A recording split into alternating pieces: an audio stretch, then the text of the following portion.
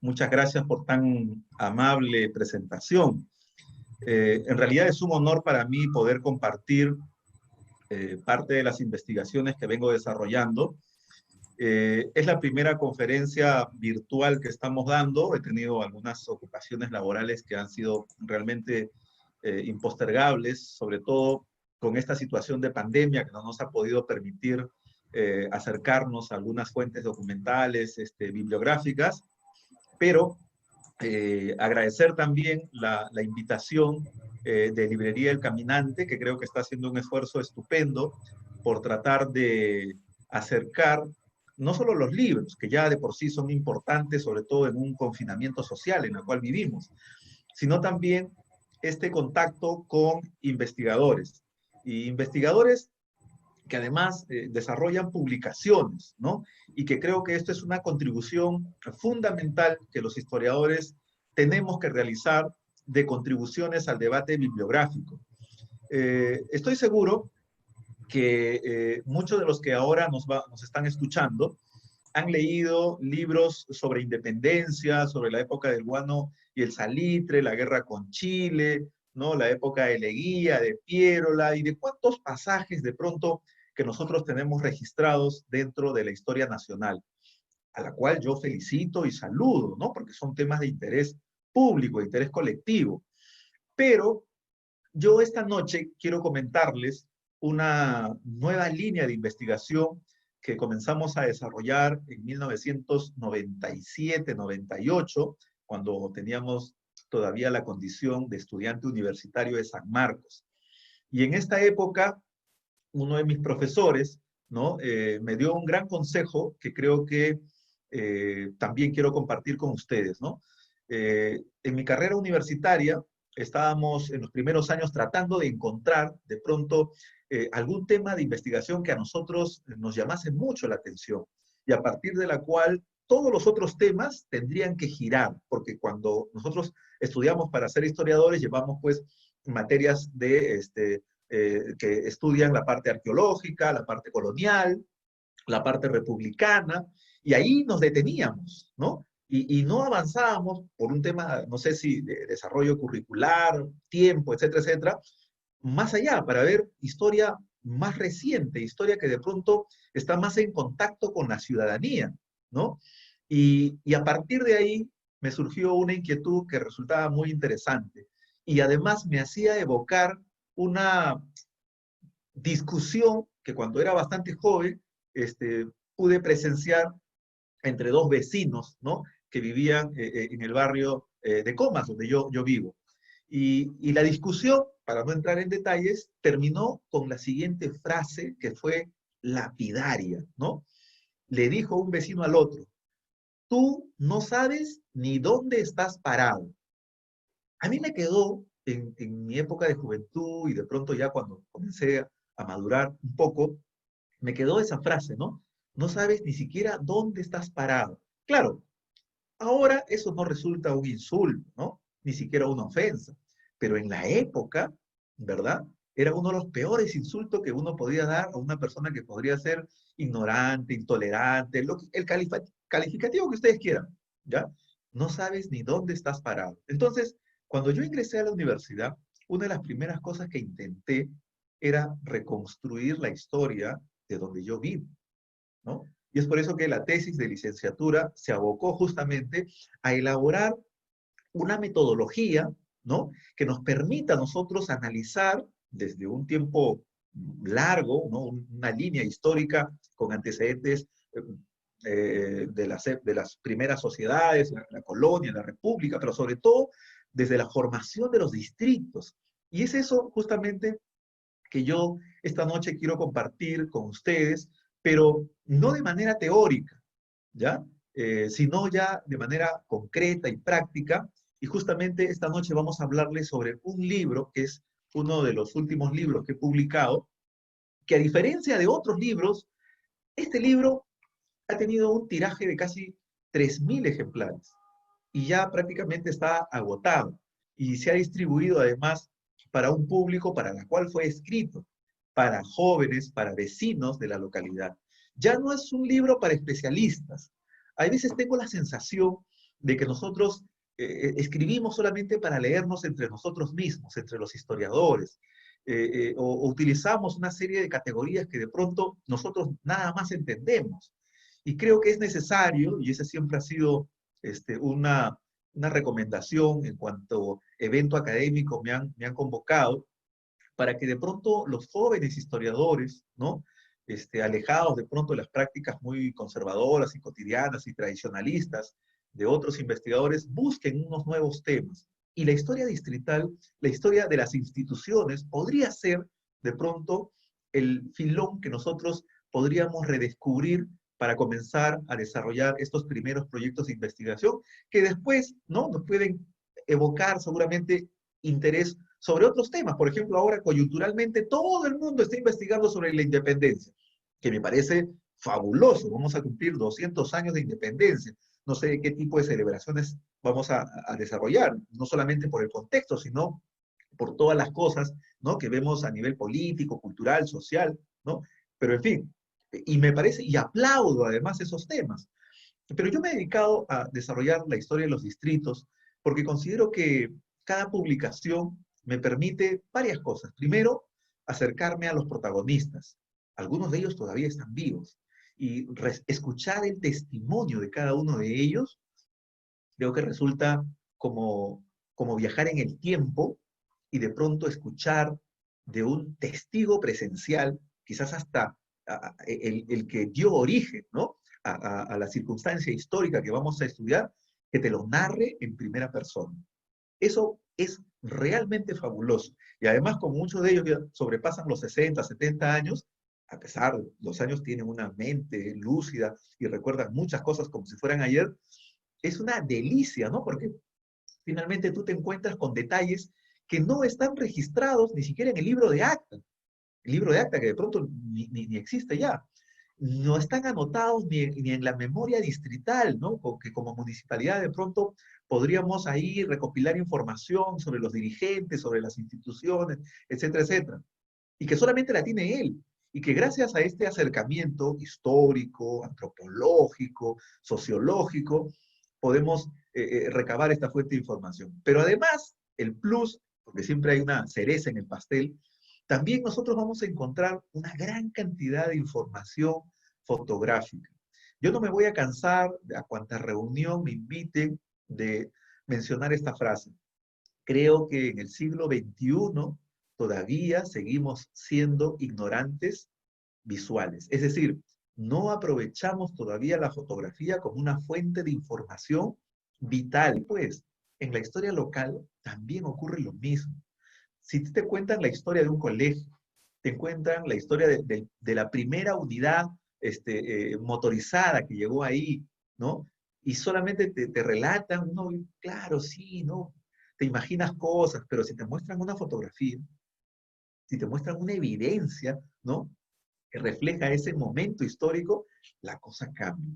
Y eso es algo que en la cual nosotros hoy, esta noche, vamos a compartir muchas cosas con ustedes, porque es algo que creo que podemos explotar. Muchos de los que están ahora escuchándome, tengo el honor de disfrutar con ellos también esta charla, seguramente serán docentes, ¿no? Algunos serán estudiantes, ¿no?, de historia, de arquitectura, ¿no? Y vamos a encontrar a lo largo de la charla seguramente temas de investigación, que yo, por muchas razones y actividades, tampoco lo he podido completar. Siempre doy estas pistas, ¿no? Estas nuevas ideas de investigación para que de pronto más personas puedan interesarse y así de pronto comenzar a recabar información que nos permita hablar de la historia de Lima, ya que estamos geográficamente ubicados aquí, pero no de esa Lima tradicional de la cual ayer Capristán nos hablaba, sino de la Lima que surge en las zonas periféricas, que además son creaciones urbanísticas que están marcadas por una dinámica social totalmente diferente a la de la formación de las ciudades coloniales que en la época virreinal los españoles fundaron. No, los distritos, estos distritos populosos, como los de Lima Norte, ¿no?, de lo que viene a ser Puente Piedra, Caraballo, Comas, Independencia, ¿no?, Los Olivos, San Martín, tienen otra dinámica. No han sido marcados desde de arriba hacia abajo, sino la dinámica ha sido totalmente inversa. Y esa característica es que nos permite a nosotros darle una mirada totalmente distinta a la historia. Una mirada que de pronto en los últimos años ha tenido bastante acogida, porque gracias a Dios han habido muchos historiadores jóvenes, sobre todo, que se han interesado en el tema de las historias distritales y han publicado libros realmente interesantes que a mí me da mucho gusto de que podamos ahora comenzar a tener información que nos permita, ¿no? Tener un conocimiento completo de lo que pasa en Lima, en los alrededores, qué pasa en Villa El Salvador, qué pasa en Chorrillos, qué pasa en el tema de Bellavista, La Punta, Carmen de la Legua, Reynoso, qué pasa en Ancón, ¿no? ¿Qué pasa en Puente Piedra, en Independencia, en fin? Lo logran apreciar, ¿verdad? Listo. Muy bien. Miren, esta charla justamente trata de poder compartir la experiencia que tuve con el Distrito de Independencia, cuyo nombre casi es un canto y un verso, ¿no? Al oído de los pobladores, Independencia. No todos los distritos del Perú, ¿no? Tienen esta nominación, creo que son dos o tres, no recuerdo mucho ahorita. Y de pronto, entrando al Bicentenario, ¿no? El nombre pues debe generar cierta preocupación porque es algo que de pronto debe llevarnos a comenzar a pensar cómo Independencia, ¿no? Y otros distritos, por cierto, van a participar, ¿no? De esta fecha del Bicentenario, ¿no? ¿Qué actividades culturales están planificando, ¿no? ¿Cuáles son estos proyectos, ¿no? Educativos y culturales que nos permitan a nosotros engancharnos a esta reflexión sobre el desarrollo del Bicentenario, ¿no? Y además, sobre todo en la participación de las municipalidades. Este libro, como les digo, fue publicado por la municipalidad, uno de los pocos distritos que está apostando por el tema de la educación y la cultura, ¿no? Que pues momentáneamente de pronto ha tenido, ¿no? Una cierta paralización respecto a estas actividades por la situación que vivimos, pero eh, eh, en la publicación de este libro, ¿no? El trasladarlo, el conocimiento a los colegios, a los dirigentes, a los vecinos, ha sido pues una cosa interesantísima, ¿no? Que ahora voy a compartir con ustedes. Pero tengo que además hacer mención, porque al momento de realizar esta charla, hay dos dirigentes, ¿no? Que ya hoy ya no nos acompañan, dirigentes que han sido protagonistas sobre la historia de Tahuantinsuyo, ¿no? Uno de los pueblos jóvenes o de los sectores de independencia importantísimos, una de las primeras urbanizaciones formales en Lima Norte, ¿no? Y hacia el otro lado tenemos también a uno de los primeros representantes a la Asamblea Constituyente, ¿no? Una historia fabulosa que gracias a sus testimonios también nos han permitido elaborar esta historia de independencia. Pero algo que yo disfruto muchísimo cuando realizamos estos pequeños libros es el trabajo de campo. Porque una cosa es escuchar el testimonio, ¿verdad? Y otra cosa es leerlo, y otra cosa totalmente diferente, con estas pistas que ya te dan, es poder ir a cada uno de estos lugares y poder además tener la compañía grata de vecinos que te van comentando cosas que de pronto no habías escuchado, compartiéndote fotos. En realidad es un trabajo realmente estupendo. Y estupendo en el sentido que uno va hilando y va insertando datos que para muchos es una novedad, ¿verdad? Pero para otros que viven en la zona, de alguna otra manera, lo conocen y el hecho de tener contacto con ellos es compartir esta información, ¿no? Hemos visitado Pampa de Cueva, que es uno de los primeros centros arqueológicos, uno de los más importantes, ¿no? En el distrito, ¿no? Está también el Cerro San Jerónimo, que finalmente no estuvo en algún momento catalogado por el INC porque estaba oculto, hasta que finalmente alguien comenzó a construir una antena de radio y descubrieron que ahí debajo había zona arqueológica, o un antiguo cementerio clandestino, ¿no? Que hasta el día de hoy todavía siguen siendo ocupados, ¿no? Por personas que viven en los alrededores, ¿no? Esta es una imagen que grafica un poco la actividad que tuvimos en la Municipalidad de Independencia cuando hicimos la presentación del libro con amigos entrañables como la doctora Mariana Muldepiz, ¿no? El alcalde, porque a veces ocurre que el alcalde manda a su representante, pues, no necesariamente le interesa el tema cultural, ¿no? Él quiso estar presente, así como en otros distritos donde he participado, en Los Olivos también, el alcalde estuvo presente en una presentación fabulosa que hicimos en una universidad de la localidad. Pedro Novoa, un reconocido historiador, mi amigo Jean-Pierre Bravo, un escritor ganador de varios concursos nacionales, ¿no? Y estos son algunos de los libros que yo he publicado. Si ustedes ven los títulos, ¿no? Están referidos pues a Lima Norte, ¿no? Es una zona que creo todavía hay mucha información que poder compartir con ellos, porque aquí es una mirada histórica, pero por ejemplo falta hacer la historia de la comunicación en Lima Norte. Y cuando hablo de comunicación, no solamente de las empresas de transportes o el ferrocarril, sino también de la radio, ¿no? La historia del teatro, ¿no? La historia del cine, eh, eh, no sé, la historia de aquellas instituciones, ¿no? Que comenzaron a brindar crédito, financiamiento a los primeros empresarios. Estamos hablando de las cooperativas de ahorro y crédito, que en Lima Norte existen como 3. Entonces, es interesante. Todavía hay mucho por descubrir y creo que de pronto a partir de esta charla, ojalá alguien más se anime a hacerlo, ¿no? Miren, esto es lo primero que encontramos cuando comenzamos a indagar sobre la historia de independencia.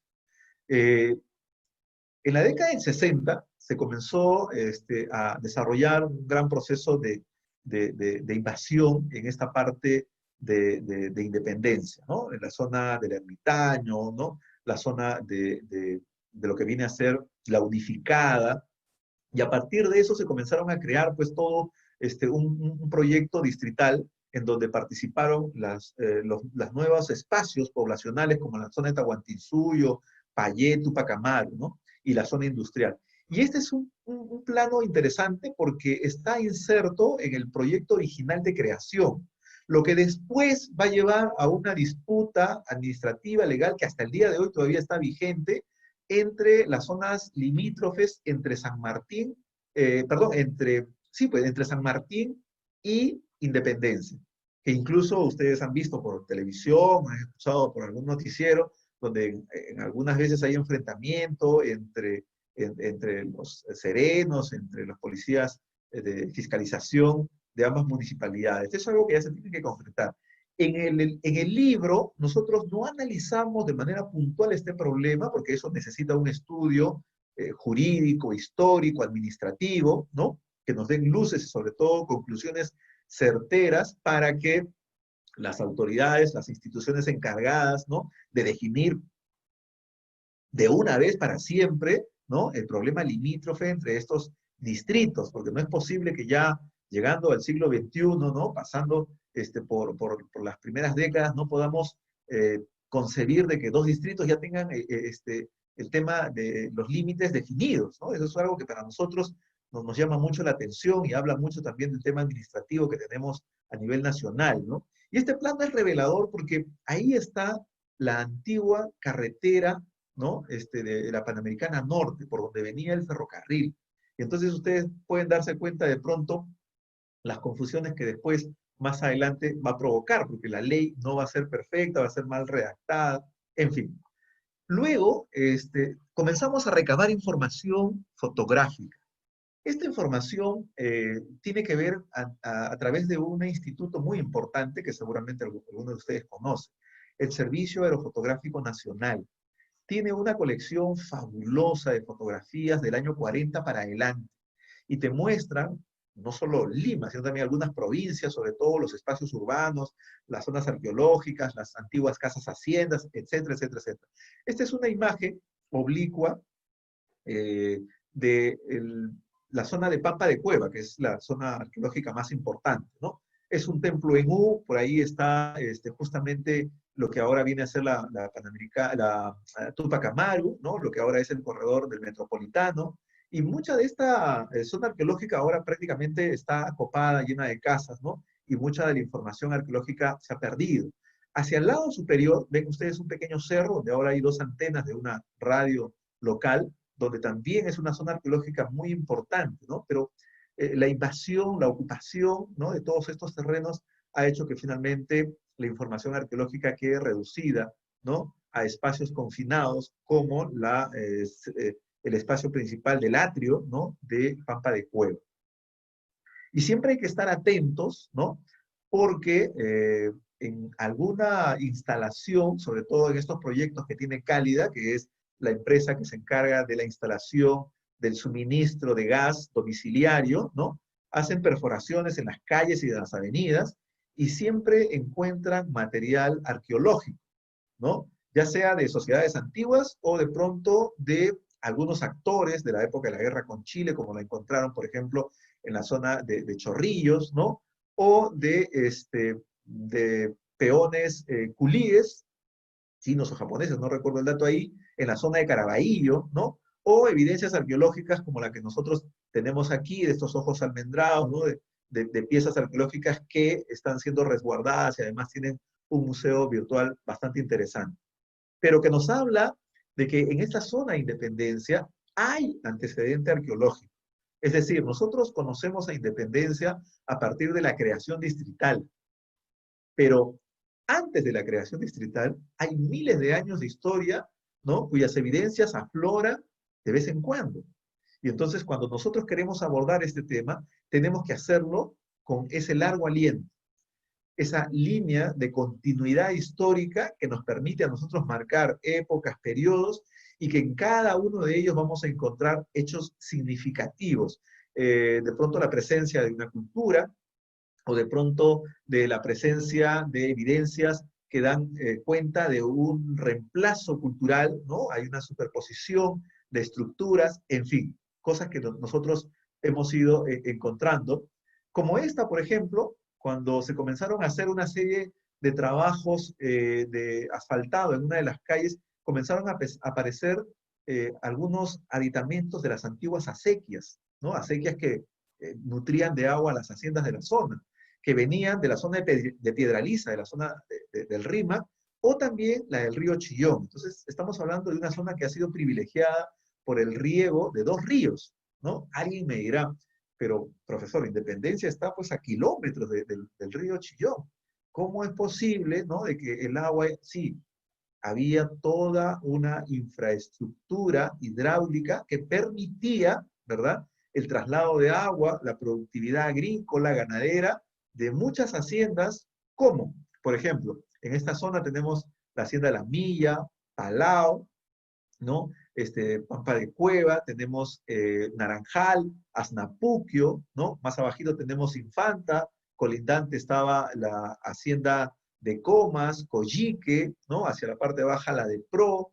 Entonces, hay toda una historia colonial, ¿no?, que es muy rica y que de pronto en un estudio sobre los hacendados, sus testamentos, vamos encontrando nosotros pistas para configurar el espacio geográfico durante la época colonial. Pero, y me voy a apurar porque si no yo me emociono y vamos a tener una charla de 3 horas, también hay evidencia de la presencia de infraestructura que de pronto nos permitía a nosotros darnos cuenta de un cambio de época, ¿no? La presencia del ferrocarril, por ejemplo, ¿no? Lima-Ancón resulta sumamente interesante.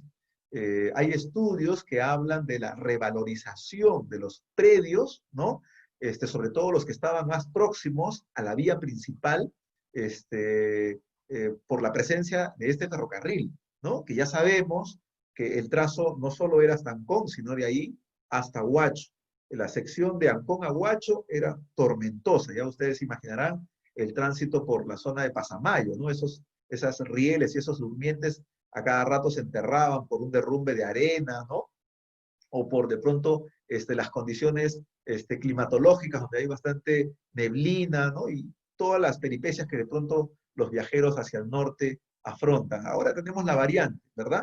Y ese es otro ferrocarril que años más adelante se va a instaurar también para poder conectar la zona de Huaral, ¿no?, la zona de Huaura, la zona de Chancay.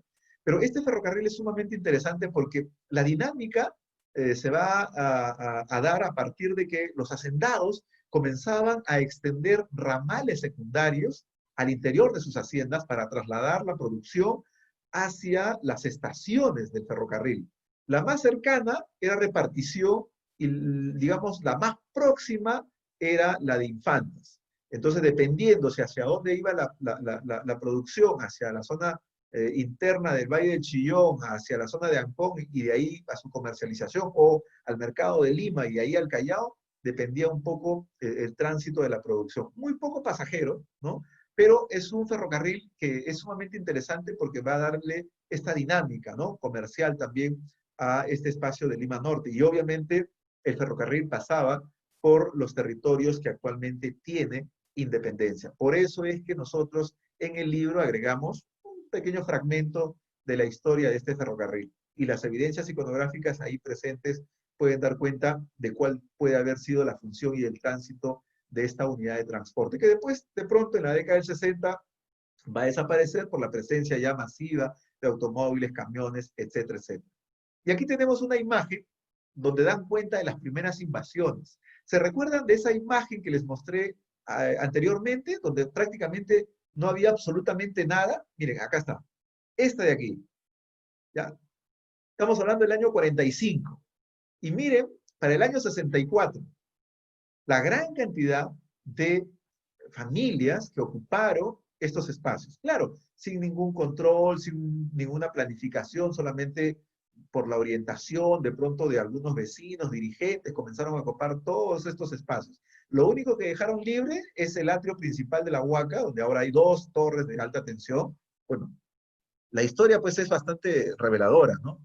Muchas de las zonas arqueológicas han sido destruidas por la presencia de las familias que ante el desconocimiento y la necesidad invadían estos lugares. Pero después las autoridades, cuando colocaban los servicios de agua, desagüe, alumbrado eléctrico, también hicieron daño, ¿no? a las zonas arqueológicas. Y buena cuenta de eso, no solo es Pampa de Cueva, sino también la Huaca Garagay, que hasta hace algunos años tenía 2 torres de alta tensión como si fueran trofeos, ¿no? Al desprecio de nuestra cultura y de nuestro patrimonio arqueológico, que felizmente ya han sido retirados. Pero el daño y la afectación fueron realmente evidentes. Esta es otra fotografía que nos habla también muy bien del crecimiento urbanístico en la zona. Yo he remarcado con un círculo amarillo la presencia de algo inconfundible, ¿no? En esta zona de Independencia, cuando uno transita por la Panamericana Norte. El círculo remarcado es la fábrica de Purina, esa fábrica de alimentos para animales, ¿no? Que fue un ícono en su época, junto a otras fábricas, ¿no? de autos que existían, ensambladoras aquí y que van a permitir seguramente una dinámica industrial muy interesante. Al fondo vemos la zona de lo que es Los Olivos, Sol de Oro, ¿no? Vemos también la aparición de Senati, ¿no? Y vemos hacia el otro extremo cómo van a comenzar a urbanizarse a partir de lo que viene a ser la actual Tupac Amaru, ¿no? Por donde originalmente venía el ferrocarril. Y aquí vemos la primera junta de la directiva para darle vida al distrito. Esta fotografía es muy emblemática porque aquí me permite reconocer a un personaje que después va a ser protagonista en Los Olivos, ¿no? Victoriano Sáenz es un dirigente que va a dar inicio a la toma de terrenos en Independencia, pero cuando se pasa a la zona de Los Olivos y funda Covida, recuerden Covida, Cooperativa de Vivienda Departamental Ancashina, en el año 67-68, ahí ya no invade, compran terrenos, una gran cantidad de residentes ancachinos, y dan vida a esta cooperativa de vivienda que tiene hasta 3 etapas, ¿no? Como un personaje que de pronto va a adquirir mucha experiencia en el tema de las invasiones, esa experiencia después la vuelca en la formación de un espacio formal como es Covida, ¿no? Y que después va a dar vida a otras urbanizaciones de este joven distrito de Lima Norte. Y aquí lo vemos, miren, dirigente en la zona de Independencia, ¿no? Va a convocar pues a una serie de reuniones tratando de obtener la voluntad de los vecinos para organizarse, no solamente las tareas, sino también en el desarrollo de las gestiones que hay que hacer para que este distrito finalmente sea creado, ¿no? Y creado con la participación de casi todas las zonas que ahora conforman, ¿no? La Unificada, Independencia, Ermitaño, ¿no? La zona de Tahuantinsuyo y también lo que actualmente es la zona industrial. Ya ustedes imaginarán, porque ahí lo relatamos, cuando desarrollaban estas reuniones, muchas veces pues sin micrófono, a campo abierto, ¿no? Ya imaginarán también la capacidad de locuacidad, de fuerza de voz que deberían tener para dirigirse a una muchedumbre de 300 o 400 personas, ¿no? Y ya en la creación distrital, durante la época del gobierno de Fernando Belaúnde, ¿no? El año 64, esta es una fotografía muy reveladora porque se hace en la actual Plaza de Armas. Dicho sea de paso, la Plaza de Armas no es la que está al frente de la Municipalidad de Independencia, sino es la que está 4 cuadras hacia arriba, en Independencia, desde la estación El Pacífico del Metropolitano, hacia arriba. 4 cuadras cerca de la comisaría, cerca a la parroquia principal del distrito, ahí está la Plaza de Armas. Sino que a veces la gente confunde, ¿no? A esta pequeña plazoleta que está al frente de la municipalidad. Esa pequeña plazoleta es la Plaza de la Mujer, es en honor a la mujer que se construyó, ¿no? En la década del 80. Aquí vemos, por ejemplo, al primer alcalde del distrito, Victoriano García Delgadillo, ¿no? Eh, Noten ustedes que no está montado ni en una moto, ni en un auto, ni en un camión. Estaba sentado sobre un caballo. Este caballo lo consigue en una de las haciendas, ¿no? Colindantes a la Panamericana Norte, y lo compra pues para poder movilizarse, para poder visitar, para poder inspeccionar el distrito, ¿no? Porque no solamente era la parte baja, sino había que ir hasta lo más alto en la ladera de los cerros, ¿no? En la quebrada, ¿no? Del Ermitaño, en la zona unificada, todo lo que es la parte posterior de lo que es la Universidad de Ingeniería, toda esa zona es la unificada. Ya ustedes imagínense, para ingresar a esas zonas hay que tener pues bastante rigor físico y el caballo va a ser uno de los elementos que va a utilizar. Y ahí está la fachada principal de lo que actualmente todavía sigue siendo la municipalidad. Esta es la zona histórica que todavía no ha sido remodelada. Bueno, yo digo felizmente, algunos dicen ya es tiempo que se modernice. Pues bueno, hay una discusión ahí que de pronto se tiene que hacer, ¿no? Y también se grafica las primeras obras, ¿no? Que los pobladores van a gestionar ante el gobierno militar, sobre todo para que traigan maquinaria para nivelar los terrenos. Ya ustedes comprenderán las irregularidades que tenía y las dificultades que ellos, los vecinos, tenían para poder desarrollar, ¿no? El tema del tránsito de los camiones, sobre todo para traer agua, ¿no? Se cuenta mucho que los vecinos colaboraban con el combustible, con el petróleo para estas maquinarias. Y el gobierno militar muchas veces traía, ¿no? A la maquinaria y a los choferes, que eran pues personas que estaban en la actividad militar. Algunos de ellos se quedaban en las noches a dormir porque el tránsito era bastante complicado y hay una serie de historias, de anécdotas que seguramente en el libro van a poder disfrutar. Y también en la investigación me topé con algo realmente interesante. Todos, incluido el que les habla, pensaba que la zona de Tahuantinsuyo pues era un asentamiento humano, una invasión. Y no es así.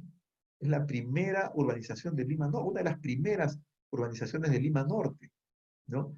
Y hay una participación incluso de los dirigentes que logran conseguir un donativo muy importante, ¿no? Del gobierno norteamericano para poder dar inicio a las primeras obras de urbanización, ¿no? Sobre todo con el financiamiento para la obtención de los lotes y los servicios básicos. Y además es una de las urbanizaciones que tiene más parques y jardines, ¿no?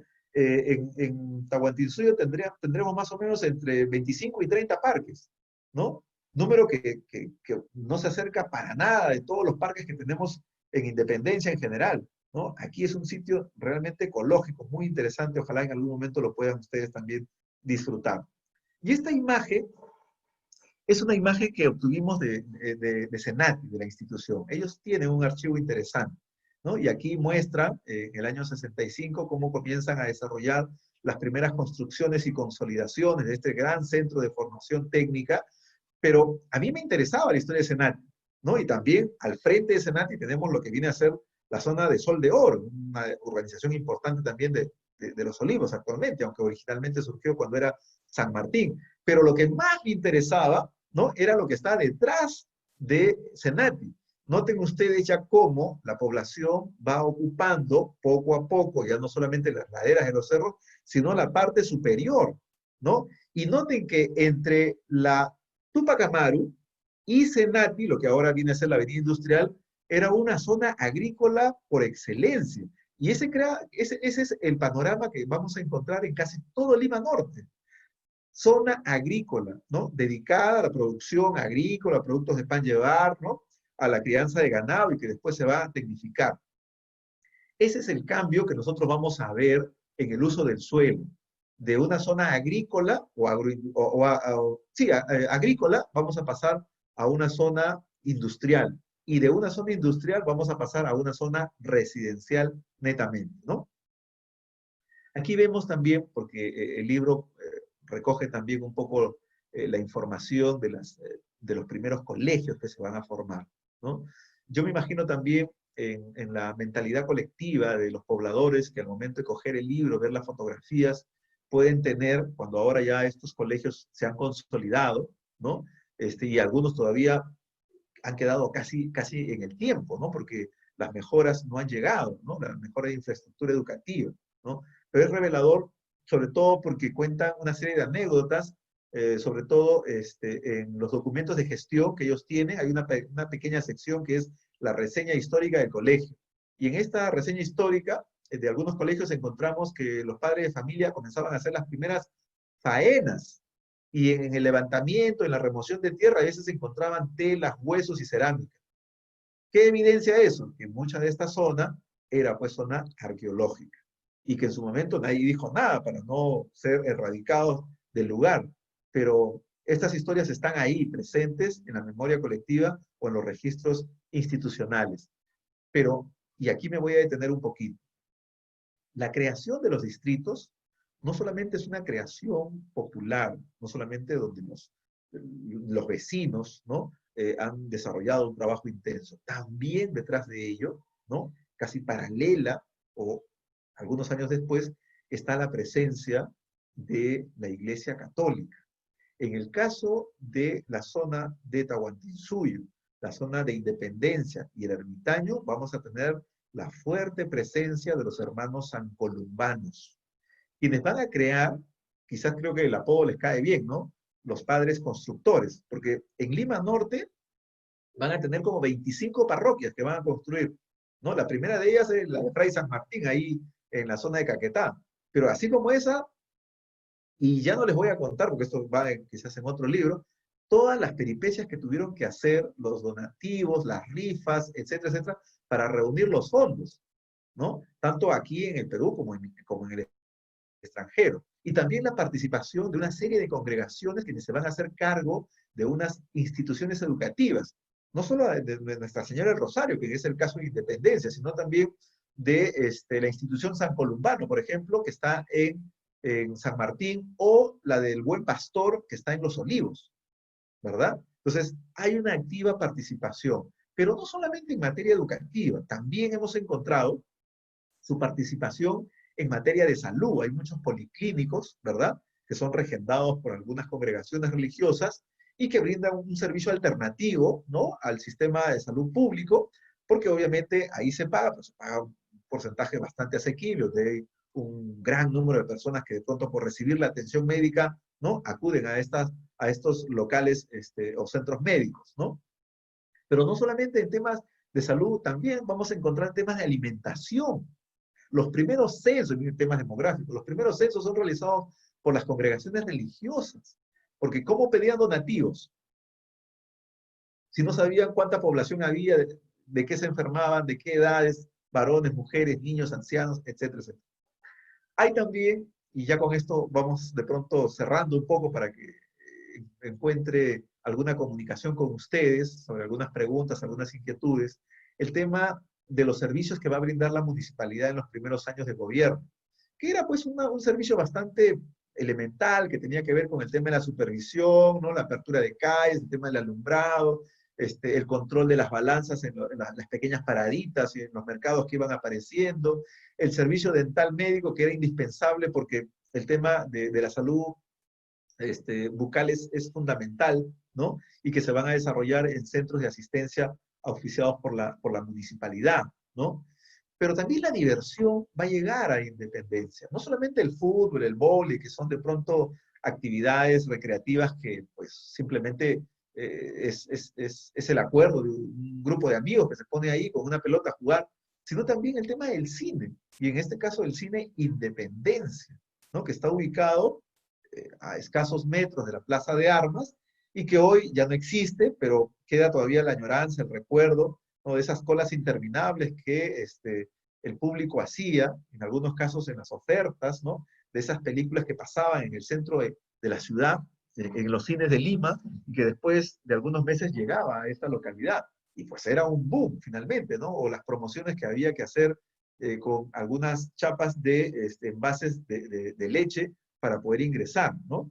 Historias que de pronto, como les digo, no están escritas en los registros de la memoria oficial del Perú, ¿no? Pero que para nosotros como interesados en la historia de las localidades, de los distritos, sí resulta sumamente interesante. La historia de los transportes también, hacemos una mención de las primeras unidades que llegan a la zona de Independencia, ¿no? Cómo era el sufrimiento de las personas que tenían que ir a Lima para poder o conectarse laboralmente o traer algunos productos para poder surtir algunas pequeñas bodegas o tiendas que se van a instaurar, también es parte de este trabajo. Y el tema del cementerio clandestino, que para nosotros es fundamental, ¿no? Que nos permite de pronto tener esta posibilidad de encontrar un espacio no muy difundido, pero que de pronto para la zona de Lima Norte es importante, ¿no? Porque cementerios, en Comas tenemos 3, ¿no? Tenemos algunos clandestinos en la zona de Ventanilla, ¿no? En Zapayal, tenemos algunos municipales también, pero en Independencia encontramos este cementerio clandestino, ¿no? Que hasta el día de hoy, como les digo, sigue siendo utilizado. Bueno, y yo no sé si hasta ahí me podré quedar para poder de pronto compartir alguna de las inquietudes, preguntas que ustedes tengan. ¿Qué tal? Buenas noches. Muy interesante, increíble el crecimiento que ha tenido este distrito, ¿no? Yo vivo en Los Olivos y no había imaginado siquiera los inicios. Escuché hace tiempo en una de las clases de maestría que cuando se, se pusieron el primer mall que hay en Independencia, la, los empresarios se sorprendieron porque la gente pagaba en efectivo, a diferencia de los otros distritos. ¿Qué hay de cierto en eso? Sí, donde ahora está el Totus, el Megaplaza, que es, digamos, el primer conglomerado comercial que aparece. Antiguamente ahí habían varios depósitos de Volvo, estaba Pilas por otro lado, una fábrica de pilas, y que finalmente después, ante digamos, la erradicación del espacio, pues se hacía un poco más complicado el tránsito de los insumos, van a salir fuera y estos lugares van a ser comprados. Y claro, el hecho de comprarlos implicaba todo un estudio de consumo, ¿no? Sobre todo radicado en un distrito que es el más joven de Lima Norte, en el caso de Los Olivos, porque a diferencia de otros distritos, la población que vive en Los Olivos tiene una capacidad profesional, una capacidad de formación académica que les permite tener ingresos económicos bastante considerables y que ha generado además una consolidación urbana rapidísima. Si ustedes miran a los otros distritos, en el caso de Los Olivos, vamos a ver una consolidación ya no del casco tradicional, sino de toda la zona de Los Olivos. Hay asentamientos humanos donde incluso tienen pista y vereda, asentamientos humanos, ¿eh? Entonces, esto forma parte pues de todo un ejercicio también desde la gestión municipal en donde se han ido consolidando los servicios. Y claro, para el tema del consumo ha sido fundamental porque la gente, en el caso de Los Olivos, es, como me decía una vecina, nosotros somos buenos pagadores, me decía. Nosotros pagamos algo que de pronto puede parecer caro, pero sí es un buen servicio. Si es un producto malo, el servicio simplemente lo dejamos pasar. Pero claro, hay también niveles de consumo, porque recuerden, en el Plaza Lima Norte, hasta hace algunos años atrás, estaba una sucursal de WOM, pero no funcionó. Ahora en su lugar está Metro, ¿verdad? O que tranquilamente podría estar Plaza Vea. Pero ¿por qué no funcionó WOM? Porque los niveles, ¿no? Y los precios y los productos no estaban focalizados para el consumo de esta parte de Lima, al menos no en la cantidad y en el volumen que ellos esperaban. Pero los otros espacios, los conglomerados, sí funcionan y son muy rentables. Nadie podría decir de que Plaza Lima Norte no tiene beneficios diarios, mensuales, anuales, fabulosos. Pero también hay espacios alternativos. Recuerda que al costadito nada más está Febacel, ¿no? Que son los ambulantes que en la época de Andrade fueron erradicados y que ahí apostaron, ¿verdad?, por comprar un espacio y construir un gran centro comercial que es muy alternativo. Yo he hecho también la historia de Febacel y cuando entrevistaba a los vendedores y a los dirigentes, les decía, ¿y ustedes no tienen miedo o temor de que está abriendo ahora Macro, está abriendo? No, me dice, es mejor que abra, más publicidad para nosotros, más gente circula por acá. Y en verdad cuando uno va, bueno, ahora no se puede porque están ya reactivándose recién, pero hace algunos meses atrás cuando uno iba a Febacel, pues no se podía ingresar, a veces hasta cola había que hacer porque el espacio estaba totalmente lleno, ¿no? No solamente de ropa, calzado, artefactos, comida, en fin, lo que uno encuentra en un gran supermercado lo encontraba aquí, también de buena marca y buenos productos. Eran cosas alternativas. Entonces, el consumidor de Lima Norte paga en efectivo, ¿no? Hay otro grupo que también accede a un tema de tarjetas, pagos así a plazos, también lo hay, pero también son buenos pagadores. Entonces no hay mucho grado de morosidad, ¿no?, en el consumo de estos servicios. Eh, ok, muchas gracias. Tenemos otra pregunta de Rodrigo Carrillo Álvarez. ¿Es cierto que el nombre que propuso Victoriano Sánchez Ortega, el cual sería Independencia, surgió por el contexto social que se vivía entre los 60 y 70, en donde hubieron movimientos socialistas que buscaban la independencia del dominio norteamericano? Por supuesto, es Victoriano Sáenz. Eh, Ah, ya. por supuesto, porque durante esa época estábamos viviendo la efervescencia también de la Revolución Cubana. Entonces, de hecho, que marca históricamente, ¿no?, en la memoria colectiva de esos años. Pero también recuerden que hay muchas cosas que a nivel nacional podría calzar perfectamente con esta ola de insubordinación, de querer romper con ciertos partidos tradicionales. Y es por eso que se evoca el tema de independencia. Y esto ha sido aceptado y además es una cosa que ahora cuando tú le preguntas a los vecinos sobre el tema del nombre Independencia, se sienten pues muy identificados. El nombre Independencia, sobre todo con este del Bicentenario, cala mucho, ¿no? Y sí, corresponde justamente a esa tendencia política de la época. Además, recuerden que muchos de los dirigentes que van a estar ahí pertenecen a grupos de izquierda y que de alguna otra manera eran afines a este discurso político también. Hay un comentario de Manuel Navarrete. Yo soy de Independencia, debajo del suelo del colegio donde estudié la primaria, que antes se llamaba El Morro y ahora se llama Alberto Hurtado Abadía, se encontraron restos arqueológicos. Yo estaba en sexto de primaria y recuerdo que llegaron las autoridades a extraer todo lo que había allí, mantos, vasijas, restos, entre otros. ¿Se tendrá identificado a qué cultura pertenecían o a qué época de la historia? Le voy a dar un dato que también lo coloco en el libro.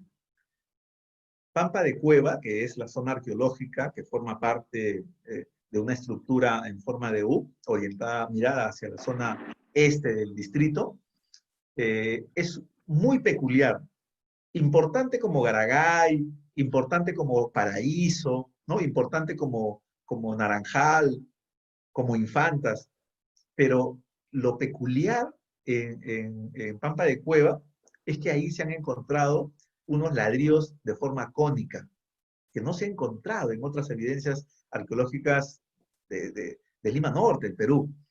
Y además se han encontrado también evidencias de resto de chicras, esta bolsa de fibra vegetal que la sociedad de Caral utilizaba como técnicas constructivas antisísmicas. Esto también se han encontrado tanto en Pampa de Cueva, en Garagay, en Paraíso, y dan cuenta de la influencia que han tenido. Entonces, estamos hablando de una sociedad muy antigua. Yo no digo 5.000 años de antigüedad, puedo decir 3.500, porque hay un grado de influencia que llega y se comienzan a utilizar estas formas, ¿no?, de construcción, estos recintos, estos modelos, pero que siguen un viejo patrón, ¿no?, arquitectónico, y que después otras sociedades, como los incas, de pronto, han también llegado a esta localidad, los mochicas. Recuerden que esta zona es una zona de influencia chancay, y la influencia chancay está relacionada con toda una tradición que viene del norte, y se han encontrado, y se siguen encontrando, evidencias arqueológicas. Ahora, ¿qué ha pasado con esas evidencias arqueológicas? Si es que han venido las autoridades, deben estar en los depósitos del antiguo Instituto Nacional de Cultura o el Ministerio de Cultura. Debe haber una clasificación, debe haber un catálogo, ¿no?, de pronto que da cuenta de ese material arqueológico. Y que ahora también, como les decía en la charla, Cálida, de alguna otra manera también va encontrando y está salvaguardando, resguardando, custodiando, exhibiendo en su museo virtual todas estas evidencias, que dan cuenta de un trabajo muy interesante que nos permiten a nosotros seguir teniendo pistas para poder configurar la historia de esta localidad.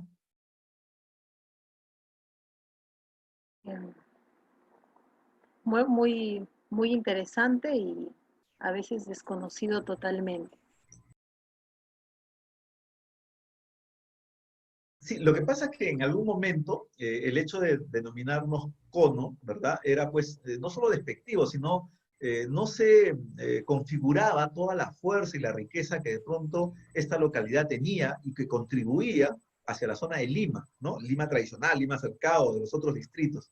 Pero después de una serie de estudios se dan cuenta que económicamente, políticamente, socialmente hay una contribución importantísima, ¿no? Y que además se ha ido transformando y consolidando en un poder realmente interesante en esta zona de Lima Norte, y ahí es donde viene el cambio. Y este cambio creo que refleja mejor la trayectoria que tienen estos distritos que conforman esta parte de la ciudad. ¿Por qué?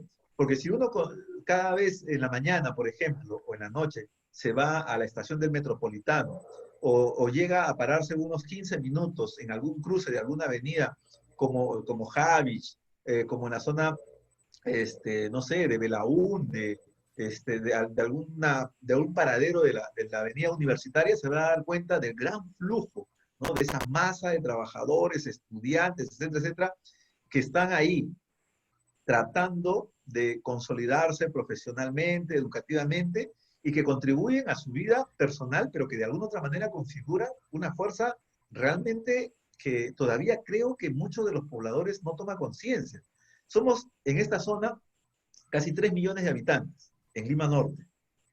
Nosotros tranquilamente tendríamos nosotros la capacidad de decidir muchas cosas. Claro, si nos ponemos de acuerdo, si logramos consensos, si tenemos planes y proyectos integrales, ¿no? Y donde cada uno de nosotros de pronto no juegue un papel individualista o de figuritear ahí, ¿no? De sacarle provecho, ¿no? De algunas situaciones en donde de pronto más adelante puedas capitalizarlo, ¿no? Aquí tenemos que buscar el bien colectivo, el entendimiento de un distrito o de varios distritos que buscan, pues, el bien colectivo para todos los ciudadanos que viven en esta parte de Lima, ¿no? Un gusto de poder formar parte de este grupo de expositores que hemos tenido, y para cuando quieran, y para los asistentes también, no duden en escribirme, en hacerme algunas consultas adicionales, si de pronto tienen algunos proyectos, etcétera, etcétera. Yo encantado de poder compartir la información que yo tengo.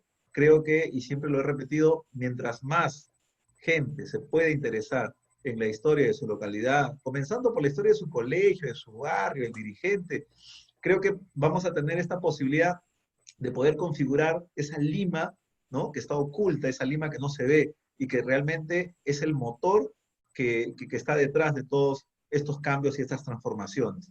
Macera decía hace algunos años, cuando yo he sido asistente de investigación, decía, Lima geográficamente es costeña, pero cultural y socialmente es andina, por esta composición, ¿no?, bastante heterogénea que nosotros tenemos de los pobladores de esta localidad.